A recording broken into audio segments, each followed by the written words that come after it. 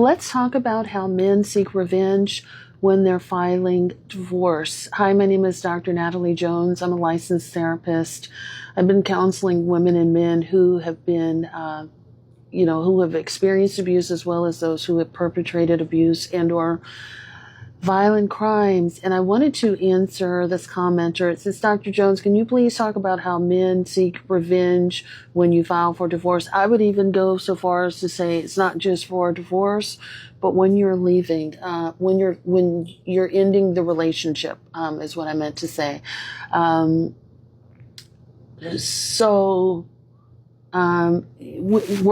worked in domestic violence, still do to a good capacity. Actually, I still do. What am I talking about? And so one of the things they tell you is the first 2 years after you walk away are the most dangerous. Working with men who've been in prison.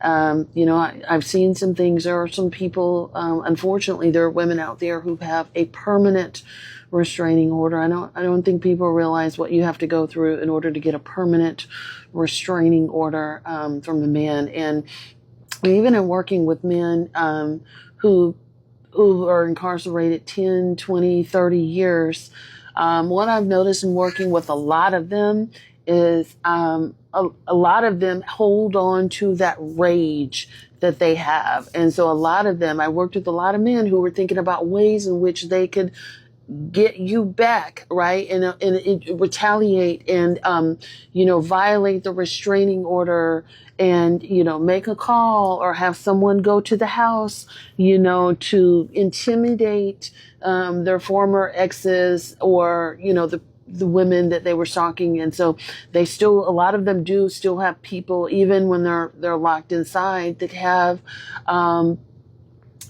people, a lot of them, namely their mothers or family members, but mothers I find do it the most, unfortunately, who will keep tabs on their victim or their ex, however you want to call it, and they'll report back. So mothers are constantly reporting back or delivering news to them about how their ex is doing. But anyhow, revenge, I think, men sit and plot.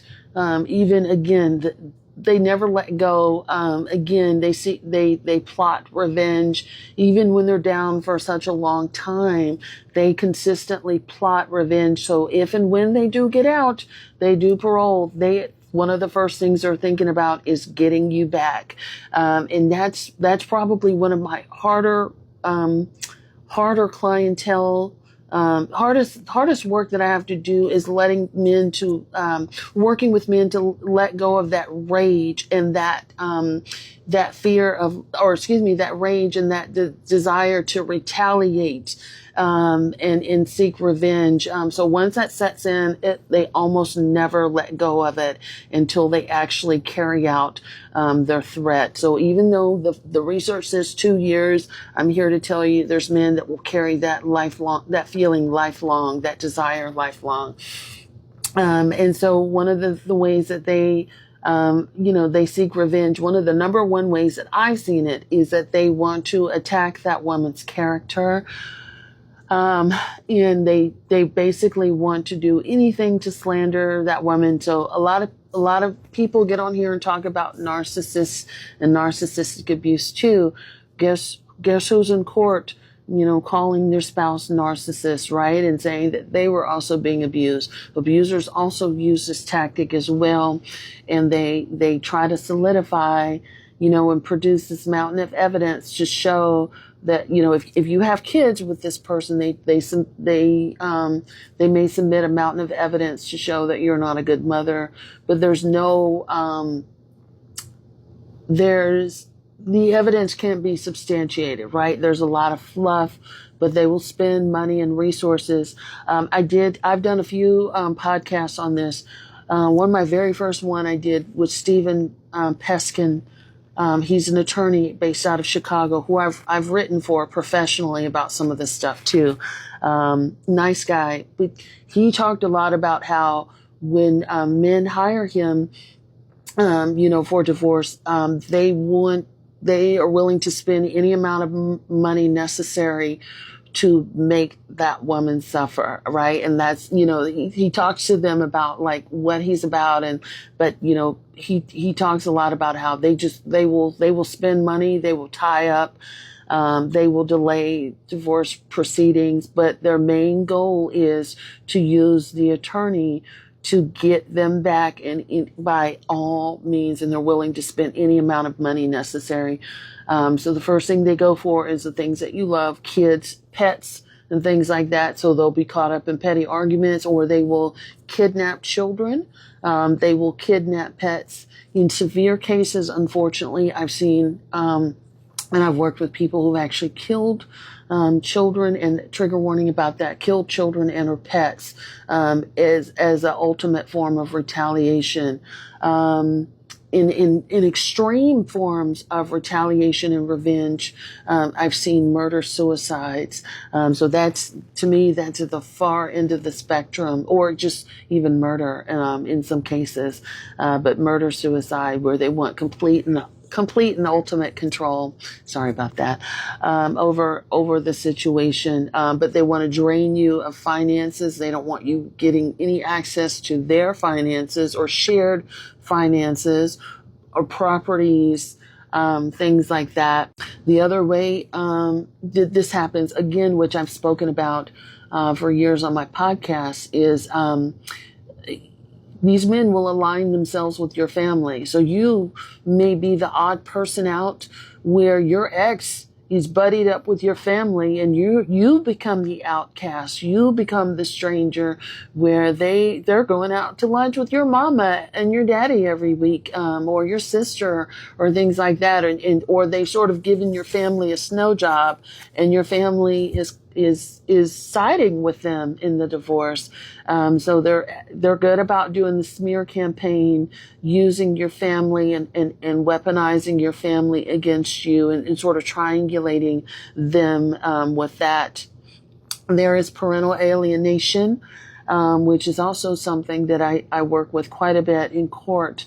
So this is where they're basically talking to your children and weaponizing your children against you. They're turning your children against you by telling your children all sorts of bad things about you, getting your children to believe bad things about you, and making your child public enemy number one. And parental alienation, I've done several shows about this. I did one with Dr. Amy Baker. But that, sometimes parents and children's never, the parent who's been alienated, they never recover a relationship with their child, unfortunately, or it can take many years where, things like that. And I've seen extreme forms of parental alienation where, parents will use children to make sexual assault allegations against their parents. So they'll do this whole, the smear campaign, using that, getting the authorities involved, and that it gets really, really ugly. They will follow you and stalk you. And again, I've talked about stalking on here and on my podcast quite a bit. I have a playlist of stalking. But they will stalk you. They will have other people stalk you. They will hire investigators to stalk you. They will stalk the person, if you decide that you want to move on, because that will really set them off. A lot of people, they're already, on a tightrope when you file for divorce or when there's a divorce proceeding, but let you get involved with someone else, that really can send people spiraling, because they start to really feel like they're losing control, and oh my gosh, there really is a chance that you're going to leave me, and I am going to try to terrorize you and the new person. I'm going to contact the new person that you're with and try to smut your image up, smut your name up, and tell them all kinds of bad things about you.